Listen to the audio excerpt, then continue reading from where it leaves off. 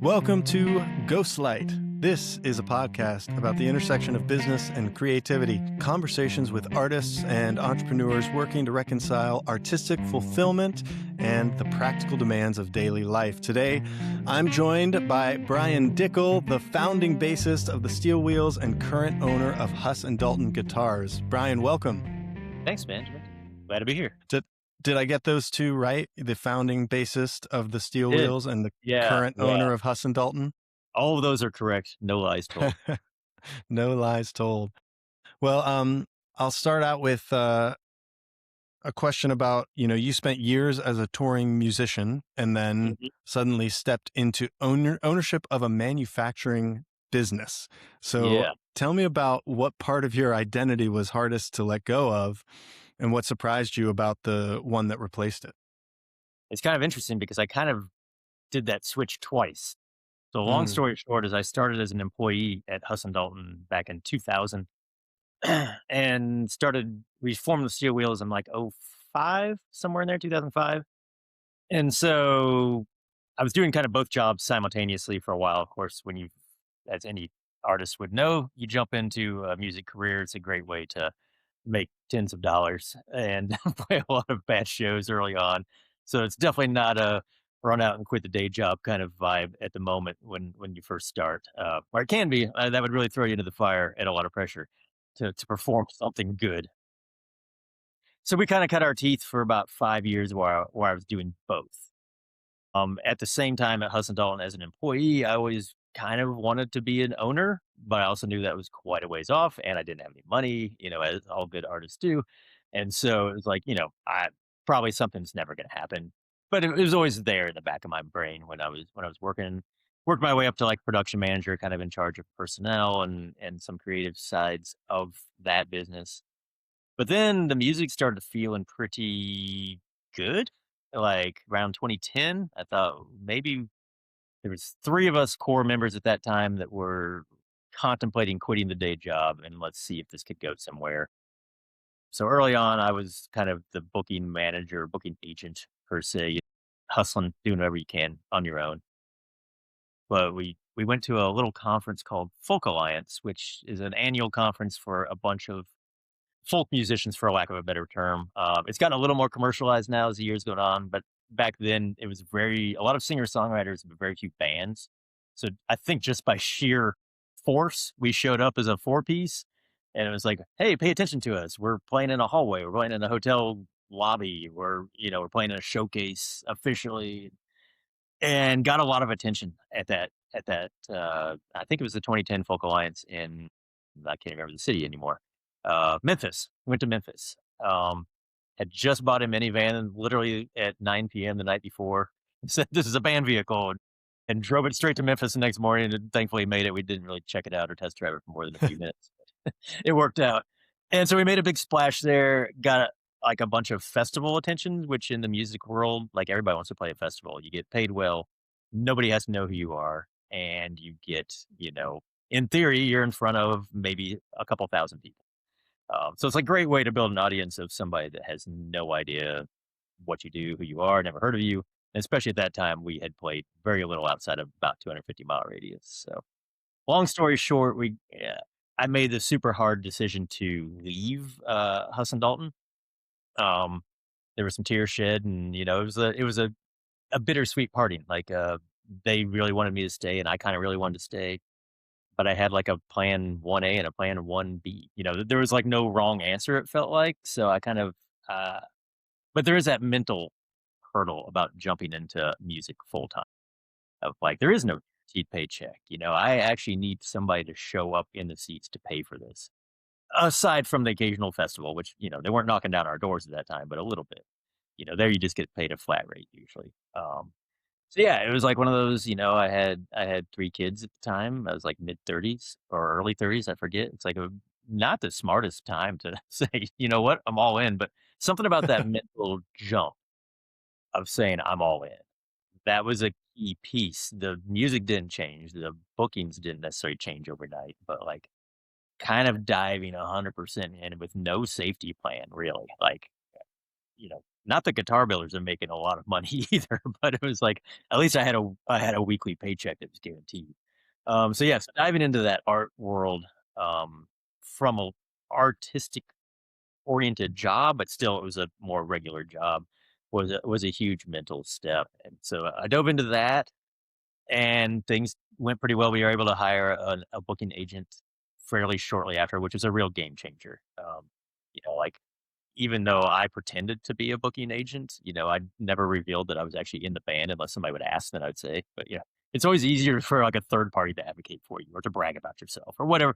It's like it's not a natural feeling, and that's so weird in the art world about how much you have to sell yourself sometimes. And Hmm. like for somebody like me, like maybe everybody, it's like it's not that comfortable. Like I don't want to be known as the guy that talks about himself all the time, like, "Look Right. how great I am," or whatever it is. So, as the bass player, non-front man, a lot of times I could slip through the cracks and nobody would know, but when we hired that booking agent, that was huge. That kind of thing started rolling pretty quickly. We started playing a bunch of things that were probably beyond where we should be playing, but that's part of the connections that you're using, and we were going over really well. So live audiences was always a good thing for us. Press and things like that, we always felt like we were kind of the outsiders. We never we never moved to Nashville, we never did the whole thing. We would hire press agents and stuff eventually once we had some money and do all that, but it was always interesting because you talk to other artists and they're like, "Man, they must be killing it." Like, they show up in every magazine, every blog post, every podcast, whatever it is, and you run into him at a festival and you start hanging out and talking. It's like, "Oh, we actually have people coming to our show, but nobody knows who we are. Everybody knows who you are, but nobody's coming to your show." It's like these 2 different careers, but we're all trying to solve the same problem. And for whatever reason, people engaged with us. I don't know if it was the stage persona or just it built a really loyal following. So I did that, long story short, from basically full time from 2010 until the pandemic March. I was literally driving to Indiana and Michigan for a short tour on the day that, like, what was it, March 12th or 13th, whatever that day was, when finally we all took it and heard it seriously. And we're on the phone. At that point, we had a bunch of band members spread out. So we were on the phone with a guy trying to get on an airplane at JFK in New York, like 4 a.m. We're like, "I don't know, man. Should we turn around? What do we do?" Mm, Like, the decisions were left to us, as opposed to, we didn't nobody knew. It was all flying in real time. So we eventually turned around. I remember getting back in bed before like 6 a.m. I'm like, "Oh, I guess I'm home for like 2 weeks. I don't know what we'll do." And then it turned into 2 years later. yeah. And at that point, it was obvious I wasn't gonna be playing like any performer, theater, music. That was like literally the very, very first job to go away.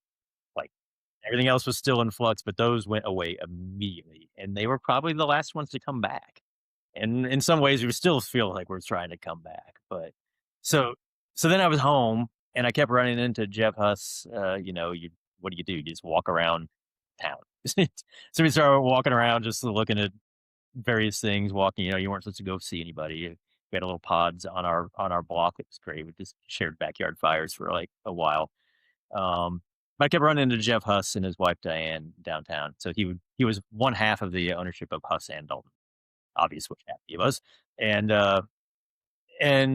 eventually he was like, "Well, you're really not doing anything." It's like, "No, I was like painting my neighbor's deck. I was doing like odd jobs around the neighborhood. That was like my income source." And well, we were creative as a band too. We were doing a bunch of online stuff, but we weren't seeing each other. We didn't even live in the same places.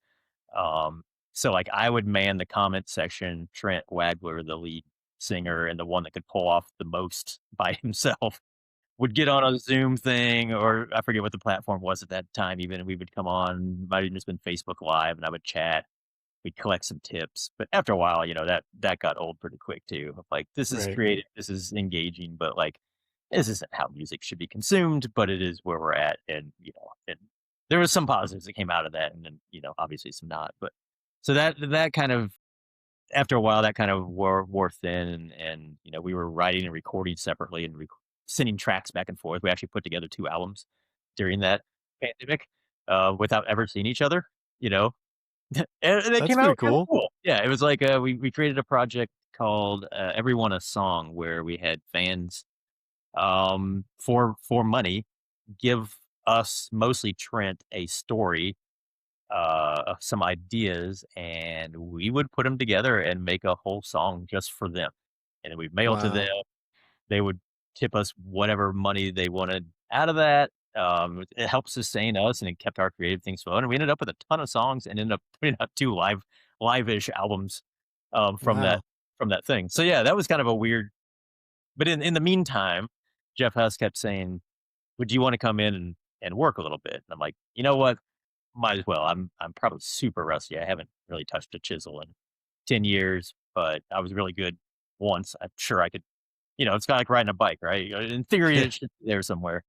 Yeah. So I came back in and worked a little bit, and it turned out his motive was, A, to get some work done because it was one of those industries that was super slow going into COVID and then blew up. It was suddenly like, we have, like, 50 guitars that aren't sold to over 300 backlogged, like, almost overnight. So they Whoa. did some help. So I came into that, and it turned out also he wanted to pitch me an ownership idea because he was starting to contemplate retirement. And so he did, and, I was still 100% in the band. I had really helped build that. I was kind of the business sense behind it. I obviously have some creative juices, but I can't write a song to save my life. So it's like, know your strengths, right? So we were really good in the band of delegating strengths out. And one of mine was business, but with the artistic side. Because what a lot of people in the art scenes don't realize is you're actually operating a small business. If you want to actually do this for a living. Like, yes, we all want to not talk about the monetization of art, but it's also really hard to live if you don't get some money, right? So that was kind of my specialty. So it was kind of a natural segue to. I already was a small business owner, whether I called myself that or not, and then to jump into to Hudson Dalton. I did turn it down the first time. I just said, you know what? I still believe in this band. I still think it has. I don't think I'm done taking it where I want to take it, kind of thing. And then I worked kind of whatever hours I wanted with Hudson Dalton for probably 3, 4, 5 months, and then it started to look like touring might kind of open up in mid to late 2021. We had some things on the calendar, a couple Montana festivals. So it looked like, okay, maybe we're gonna travel out a little bit again. And honestly, I hadn't seen any of the guys in real life for almost 2 years. And so we got when it started looking a little more serious, Jeff came to me again and talked about ownership. And I said, you know what? Why don't you put some actual things down on paper instead of me just automatically saying, no, I don't think that's what I want to do. Because Mhm. yeah, it was tough. It was really tough to leave the first time, and tough to it would be really tough to leave the band. That was my family. So yeah, he put that down on paper, and I said, I'm gonna need some time to think about this. Probably longer than he wanted, but I took a couple months with that piece of paper in my hand and would occasionally look at it.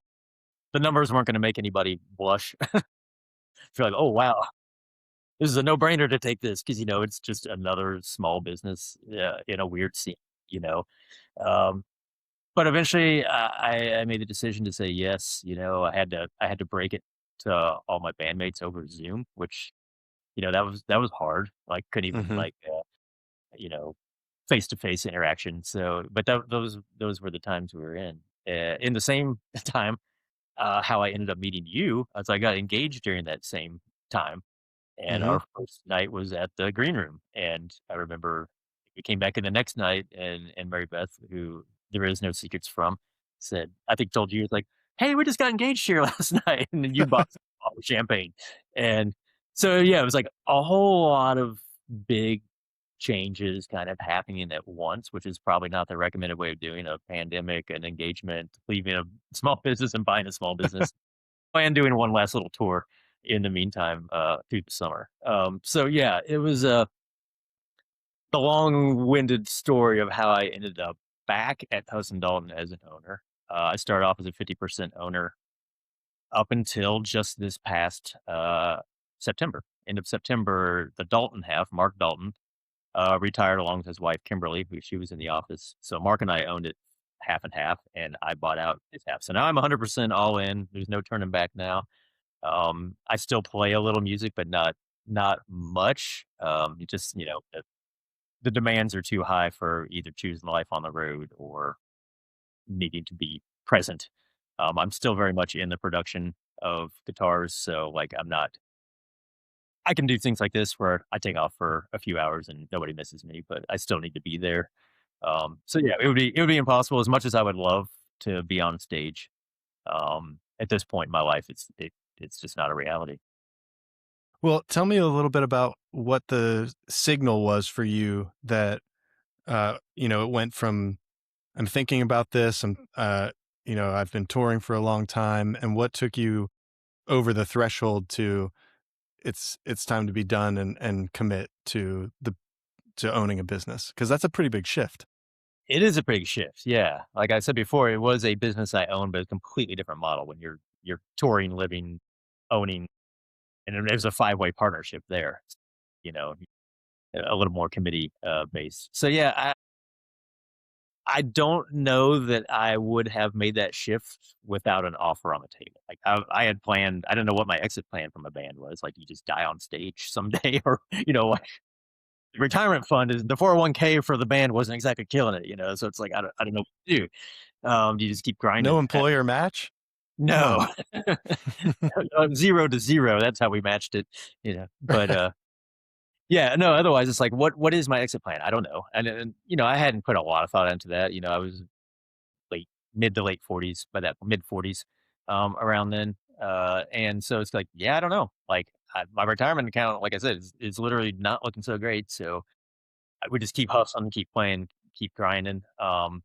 The guitar business was still a passion of mine, still involved in music on the other side, and so I think that might be the only situation I would have left for, and to be my own boss. Like, I kind of always thought, I don't know if I can ever go back to a 9 to 5 job because Mm, that lifestyle is fairly addictive, I gotta say. Like, people are like, "You must never be home." I'm like, "Well, I play like 120 shows a year, and with travel, I may be gone 150 days."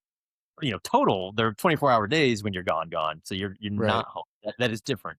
But then I have 200 days where all I did was ride bike and do yard work and, you know, whatever I felt like. So Yeah. that was a lifestyle choice that I thought was gonna be super hard to do, and that's where I thought, if I'm my own boss, I think I could maybe do it. Otherwise, I don't know if I could go back to punching the clock. And I know I could. If everything else failed, I know I could, but it wouldn't be my first choice. So, yeah, I think the trigger then was probably like kind of feeling like I'm not done with the band, but I'm kind of parts of me are done being on the road. Like you don't feel particularly great, like physically.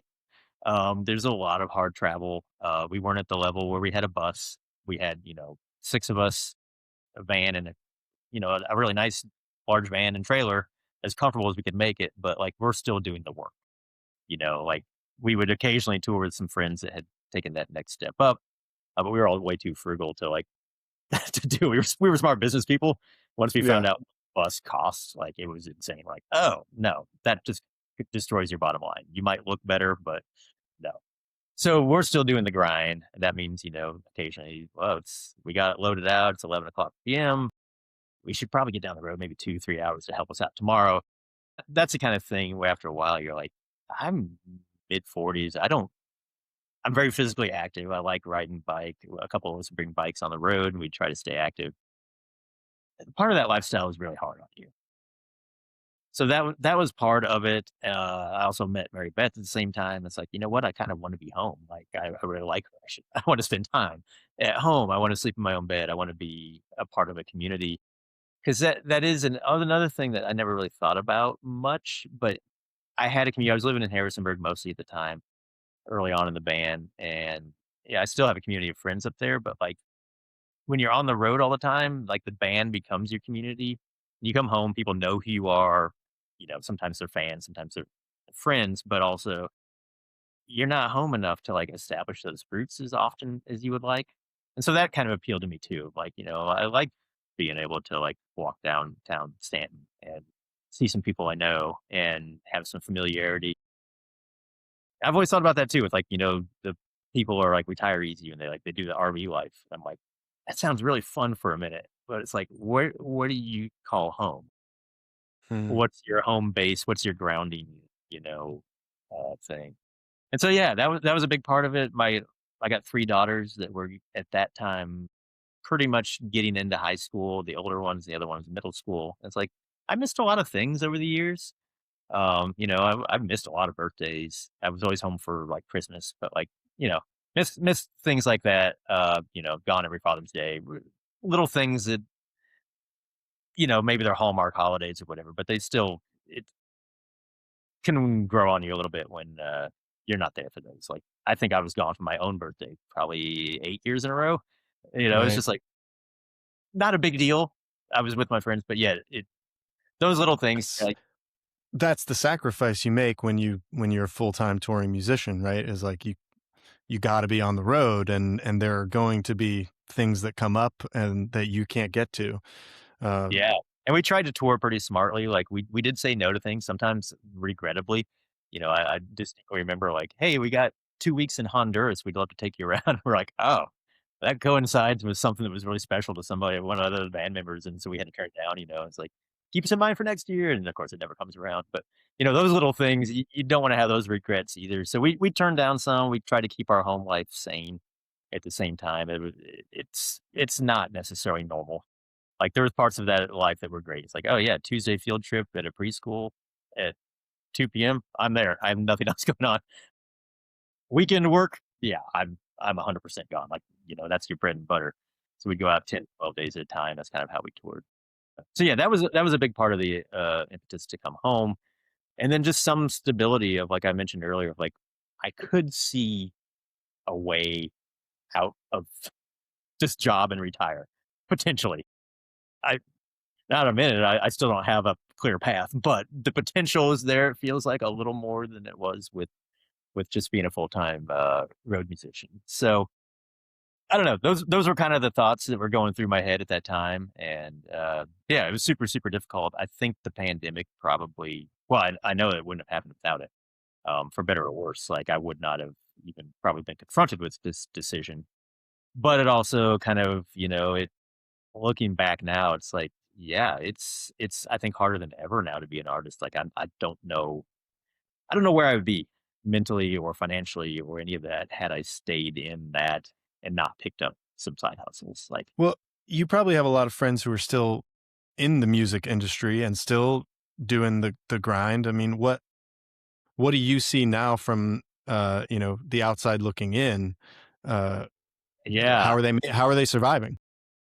that is a good question because I see it as I briefly mentioned. I think it's harder now than it's maybe been for some time or maybe ever. Everybody coming into the pandemic and out, we all used to joke, it's like, there is no way people are not going to just explode and come out and see everything as soon as this ends. And I could not have been further from the truth. I feel like people are less likely to go out to a show now than they were 7 years ago, which blows my mind. I kind of thought we would all miss it so much the community, the music, the art, theater, whatever it was.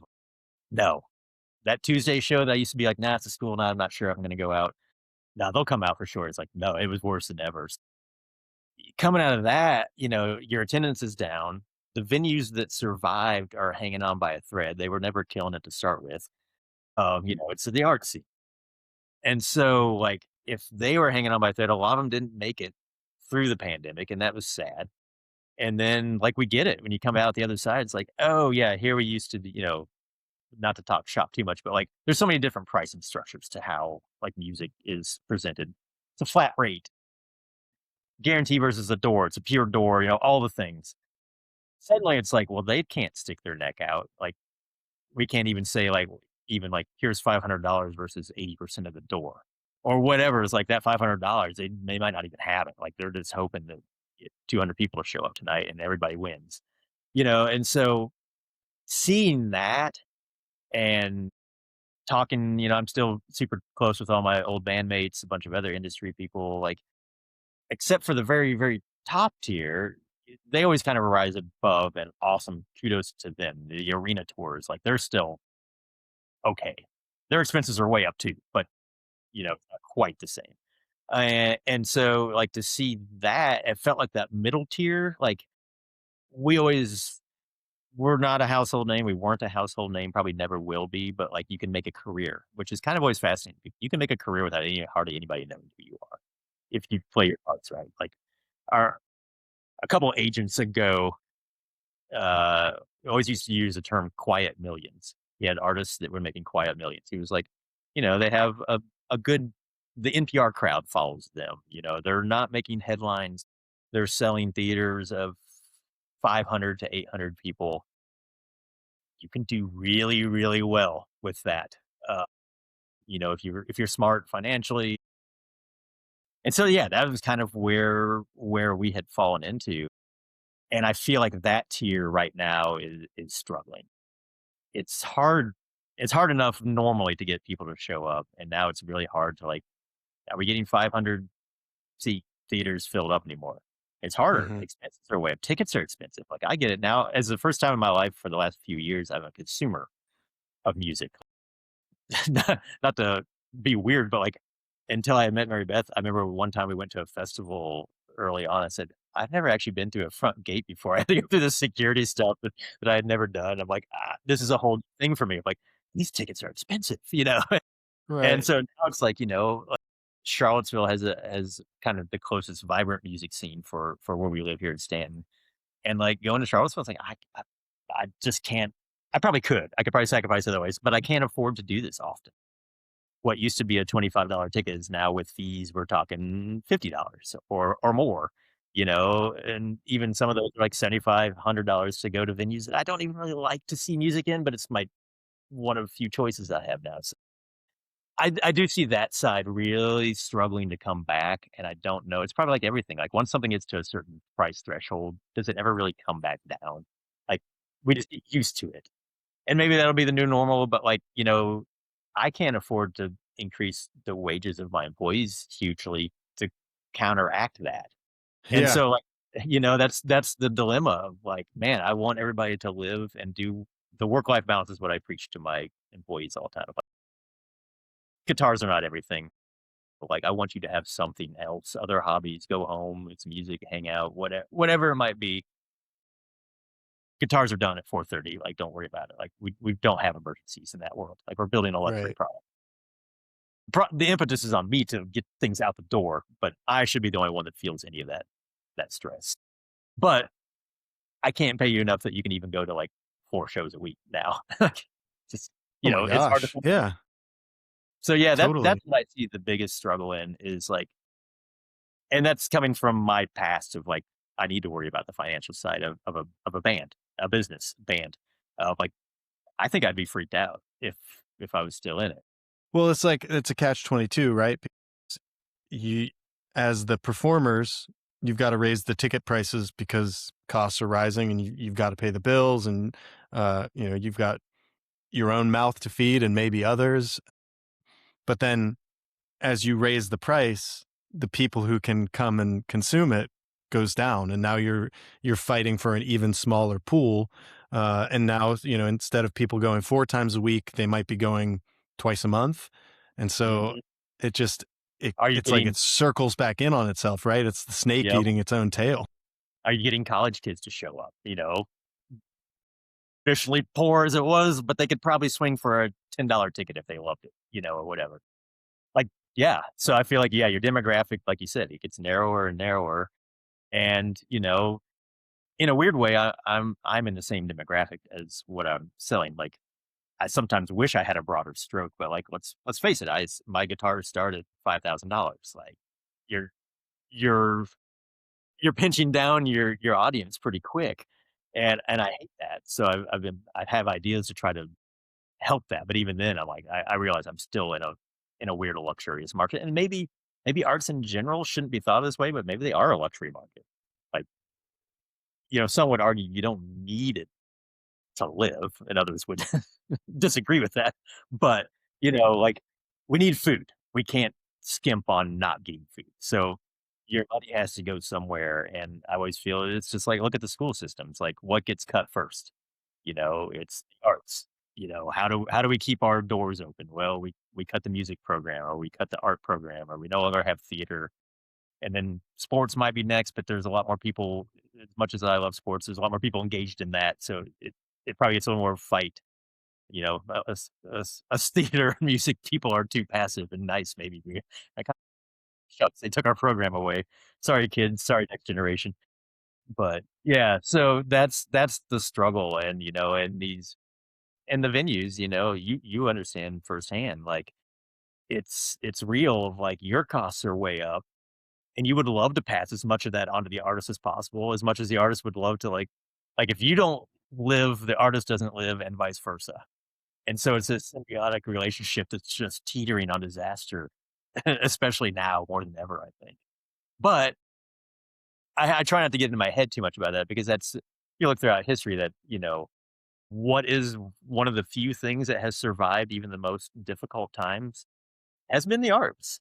Like, think back through the depression. Like, I don't know how they got paid, if anybody even got paid, but like, all the blues musicians and all the folk stuff that came through the 20s and, World War II and all these like there has been art sustaining underneath the fabric of that whole scene throughout history. So that's the part that gives me hope. Or maybe we're making it too corporate and now it does depend too much on money and we're kind of screwed. Well, I have two little kids, and nothing will teach you that the creative process is so innate inside each of us, because I went to an art show because my oldest daughter, one of her things that she made in elementary school got selected. And so it was, this was the elementary school all the way up through high school. And so I went to this art show, and I mean, it's everywhere. I mean, it's all over the place. And it's so you see young people and they just can't help but make stuff. And Yeah. there was music and there was visual art and there were performances. And so I think you're right in that it's going to endure, but how it fits inside a marketplace is going to continue to evolve as the world changes, demand changes, technology changes, right? Yeah. So true. And like, yeah, I'm an old man. So especially like I'm not on the cutting edge of like what the next technology is, and then the cynical side of it too. Like when you're in it, you're like, ah, that kid just got viral on TikTok with like 20 million views of a song they wrote, and now they're thrust out. I've seen this a handful of times. They're thrust out into the actual performing scene. It's like they don't have a show. And is is this the new level of music? Is this where it's at? Am I just like an old curmudgeon of like, that's not how you should do it. You should get in a van and, make $5 and feel terrible about yourself, you know? Or how do you monetize that? Do I want to consume music on TikTok? Is that our future? And I think there's room for all of it. But I did feel kind of always bad for those people. Oh, you actually have a lot of people in your view, way more than I do, but you don't have you haven't been able to put in the time. You haven't been allowed to develop and see where you go. You're just kind of like, here's your famous viral song, play for us, and then the rest of the time is awkward. Yeah. Tell me about how crafting music is similar to crafting guitars, and how is it different? Hmm. Yeah, that's a good question. I think they both tap into something inside of me that allows some creativity or taps into that outlet. Um, like you said, everybody seems to at least be born with something inside that wants to come out in some form of expression or not.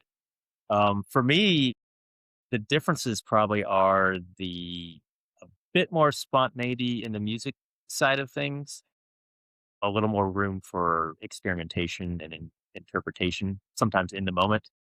A lot of the stuff, we played a lot of shows together. I think I calculated 1,500 shows by the time I retired with just that band. So you get kind of a sense of routine also. Whereas the guitar world, there's not a lot of room for experimentation. At least once you've gotten your products there, usually bad things happen. You can experiment with new ideas, but like not within what we do. Like It's that's what I like always tell. when you find something that works, the last thing you want to do is change it. Exactly. It is, and especially when like the world of guitars that I'm in is all about perfection, and we're human, so they're not perfect. But like we we fret, no pun intended, over the tiniest little speck. Like there might be a little tiny black dot on the top that showed up that's in the finish that might be smaller than a head of a pin. And you're like, ah, we got to go after that. We got to get that out of there. Whereas music is a little more like, oh man, I really threw a clunker note in there, but the song goes on. So you just kind of roll and adapt. And sometimes it can be a fun moment. Sometimes it can be like fear panic of like, we are derailing right now in front of 500 people and we don't know where we're at. So, part of that can be exhilarating, fun, some cool things come out of it. And sometimes it's a complete disaster. But those are like the most obvious differences. But as far as the creative side, I still, the music obviously was more sonically based, although there was some creative, like, behind the scenes stuff or stage. You spend a lot of times talking about stage sets or stage setting. What can we pull off as a pretty DIY crew to make the stage look more visually interesting? Where can we move? It's not a choreographed dance, but after a while you kind of get into these patterns that work, or couplets of songs, and you're like, okay, and then Jay will usually walk this way.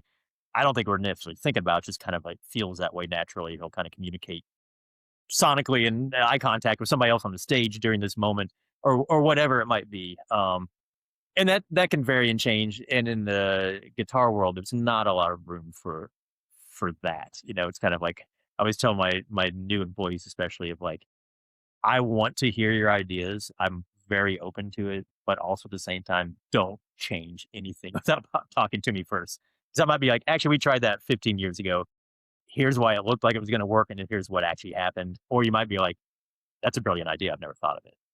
I don't want to shut anything down or squash that creative side, because let's be honest, like if I just pay you what I'm paying you and I'm demanding perfection all day long, like that's it's hard to like feel comfortable in that and not feel like you're like nothing's ever good enough or you're micromanaged.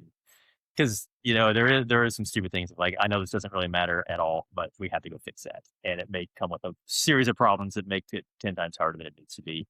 But anyhow, so those are some of the key differences of like, I still want your creativity. I just don't necessarily want to be, stuck with like a issue down the road that you did think Hmm. about, kind of thing. But so I try to make my current environment as friendly and as engaging and as artistic as possible. And it just takes a special person to kind of dive into probably either one of those careers, honestly. Like you got to be okay being alone quite a bit. Even in a band setting, you have a lot of time where you're right next to somebody, but you're completely alone. It's like Hmm. we've said everything we need to say to each other. We've been on the road for 12 days in a row.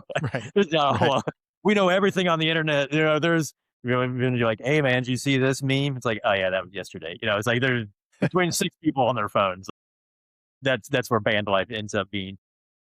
So yeah, but creating an environment now similar to a band, because there is some crossover. Like I feel like when I release like a new model, it's kind of like an album release. Or if I come out with a new feature, it's cool. It's like I can kind of tap into that old experience of like, oh, here's what we used to do.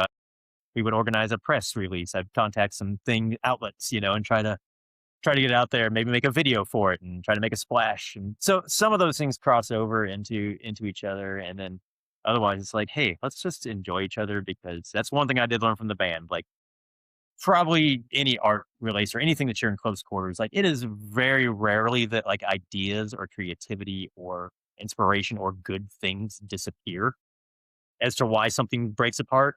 It's like, can you get along with this person that you're friends with? Or sometimes in certain band situations, you're literally a hired gun. Like you just met. And can I suddenly realize, like, man, he chews really loud when he's sitting next to me, or, I can't see. It's, all the little things. Like, can you survive that? And I think that's what I try to bring into now as a boss, business owner, sole proprietor kind of deal of like, I'm in charge of everything, but how can I make it be to where I don't feel like I'm in charge of everything? Like, I want you all to feel ownership. I want you to feel like you have a voice. I also want you to feel like we could be friends. I am your boss. I do have to still make hard decisions. Maybe there's a boundary there of like, you can never be 100% all in as friends, but like, I don't want to go to work someplace where I don't have people that feel welcoming and enjoy each other. Because that's one of the few things I can offer is like, hey, we're a tight knit crew. We can joke around, we can have some fun, we can also be serious, we can have deep talks, whatever it might be. We're all here for each other, and so that's one thing I definitely very similar to both worlds. Like the Steel Wheels and I, those are still some of my best friends. They were all my best men in my wedding. Those are still some of my tightest relationships, and that's honestly, I get the question all the time now if I go to a show or a festival and somebody recognizes me, they'll say, "Oh, do you miss that?" Like usually I'm watching the Steel Wheels literally in front of me on a stage. Like, I'm like, yeah, of course I miss that stage time. That's fun. That's an hour and a half of your day though. Like I Hmm. do miss that. But what I didn't realize I would miss the most was those are my friends that I spent an inordinate amount of time with daily. And I didn't Hmm. realize, especially as an older adult male, maybe just older adult period, it's hard to make friends or have social situations that occur somewhat frequently unless you really put yourself out there. And as a somewhat social introvert, that's not my comfort zone. And so, yeah, to kind of miss that and then realize the people I interact with the most every day, technically I'm their boss. So am I really their friend? Am I not their friend? I want to say that I am, and they would probably say the same, but like I still write their paychecks and I'm still paying. So that's that kind of part I didn't realize how much I would miss. It's rare for me to meet somebody like you. We both met later in life here or midlife or whatever it is. It's like, oh, cool. Like that's rare to actually find somebody you connect with, at least for me. And be like, oh, Totally. I think Benjamin's my friend, like we could sit down and have a conversation and totally I at am your ease. friend. It doesn't feel performative or anything. Right. And and so yeah, those all those things that you juggle switching careers, especially at this point in life and kind of switching that. But yeah, I didn't realize that what a social circle I was leaving getting off the road. And even some of the social circle was like I see people all across the country. I may not see them again until we go back to Seattle next year, but we've developed this once a year friendship. It's great for like 24 hours. We hang out, we have a drink or whatever, share some food. Sometimes we even stay at their house if it got friends enough. And it's like, okay, that's cool. But I don't even get that now. And so like my that whole where we started way back at 40 minutes ago of like part of me leaving to be grounded at home is cool, but also I realized I left behind a different kind of grounding. I have little pockets all over the country of people that I really care about and that I really like hanging out with, even if I only saw them twice a year for a couple Yeah. hours.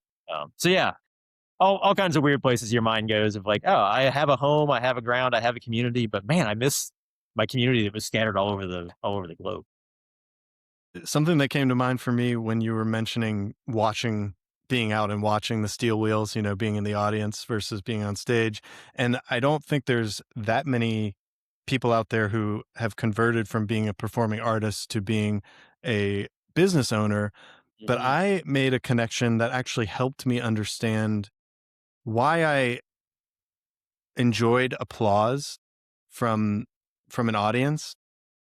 Because I think there's this misconception that it's like an egotistical kind of thing, right? It's like, oh, I like it because it's people are saying I'm good or I'm great, and that makes me feel good, and that's why I do it. But I connected profit and applause as like kind of the same thing, right? Yeah. And like I don't like profit because I like money. I like profit because it means value got created, right? Like I like that. more value. We were responsible with what we were given. We created more value than the raw materials that we used in the process, and everybody got paid. And so like the profit is the applause. The profit is like job well Yeah. done. And Yeah. and it and beyond that, it's like also that means I helped make people happy, right? I brought something into their lives that brought them joy, that True. made them happy to make that exchange. And I had never really made that connection about applause before, and I had always thought of it as like, oh, that's ego, that's artistic ego, and I Yeah. don't think it is necessarily. Yeah, yeah. I've never really thought about that either. And yeah, it does feel weird because I've had talks with other people that aren't in the arts job, like an accountant or whatever. They were like, it must be weird to like get instant gratification or feedback. I'm like, yeah, I kind of got really used to that of like, if it didn't go well, you might not get a lot of applause. If it went well, you got a lot, and sometimes undeservedly so. And it's like, yeah. So how do you?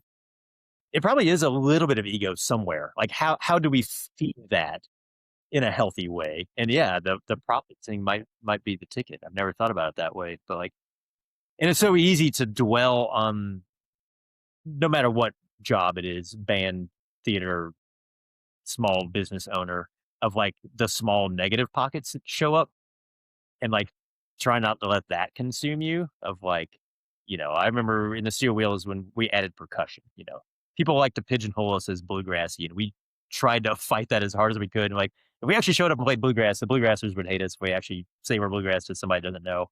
Close enough. We stopped fighting after a while. But when we added percussion and drums, and it's like, this is what we've been trying to do. We've been trying to go more folk rock for years, but kind of fighting our own fears maybe of like, what's the crowd gonna think? We got started this way. And like hearing the handful of negative comments it's always hard. Or you lose some fans, but then I wish I could remember who told us this. Somebody who didn't have a particularly super successful career, but it was a guy's been grinding on the road forever.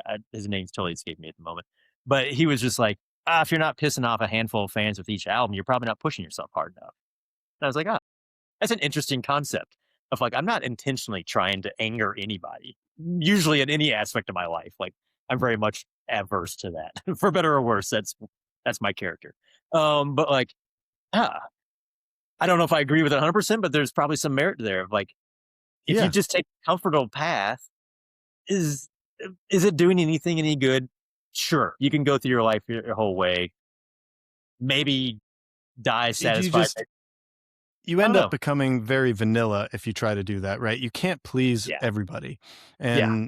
And so you have to that there's something in there about artistic identity and artistic sort of uh spirit and uniqueness of like, this is what I think is good, and Hmm. it's okay if you don't agree, right? Yeah, it's Because scary though. it is scary. I know. I mean, like all of this stuff is ownership is scary. Putting the guitars out there. Will people want this? Yeah, I deal in my world with Google reviews, and like, I wish I could shake it and be like, yeah, whatever. People are, can be jerks on the internet. But man, if we get a 1-star review, it hits me like a ton of bricks, and that's your boo. That's like you not your said, fault. That's your boo. yeah, It's like that's what it feels like. yeah. Yeah, All right. same. Well, Like, I got a couple of trouble guitars right now. I'm dealing through, and it's like, none of it's that big of a deal. Like, I can fix these. It's just it happens. It's wood, but like it maybe that's what keeps us rolling. Is like we care enough that it does bother us. But yeah, right. I'm going to use Well, that profit Brian, as applause. to wrap us up here, I was hoping you'd tell us about your very favorite venue that you've ever played on those 10 Mm. years on the road. Yeah, yeah. I get this question, or have gotten it quite a bit, and I'm always failure because maybe it's poor my like homogenized. Everybody gets along. We're nice. Choose a lot of them. There's one in particular though, and we've talked about it as a band since. It's called the Stoughton Opera House. It's in Stoughton, Wisconsin. It's right outside of Madison. Kind of sleepy little bedroom community of Madison. But it was a community that bought an old opera house. It was in bad repair. I'm an old architecture junkie to start with, so put me into like an old theater, old opera house. I just love like walking around. Like, they don't build stuff like that anymore. It'd be so cost prohibitive. But there's like ornate scroll work everywhere, little balcony alcoves, and this one in particular was cool because I think it was like 500 seats or so, small mid-sized theater. Everything was like on top of each other. So like the stage was sloped down, probably for old theater views. Back in the day, you got a little better depth, so it had like a slopey floor. Stage was kind of cool. It jutted way out into the audience. The seats almost wrapped around, and then a balcony came over, almost covering the entire first floor. So like everybody's within like 75 feet of the stage. And the first time we played there, we'd played Madison a few times. It never been like a huge market for us. But first time we played there, it was like nearly sold out. And there was just this energy in that room. And the spread in the green room was great. It was like, here's all local Wisconsin like cheeses and beer and fruit and all the things, cherries, that Wisconsin's known. And so it's like just this environment, and then the ownership behind it, they welcomed you in and made you feel whole. And then the crowd was just super electric. And we've played it since then, and it's always been good. But something about that first night, all the magical pieces were there. And yeah, so that one always comes to my brain first. It's like that was just maybe not my favorite venue overall, but my favorite venue in that moment, that night was just Yeah. was just That's awesome. It's awesome. yeah. Brian, well, thank you so much for joining us today. We really For appreciate sure. you taking the time, and everybody go and check out Huss and Dalton Guitars. Right. We'll catch you next week on Ghostlight. Thanks, Brian. See you soon. Thank you.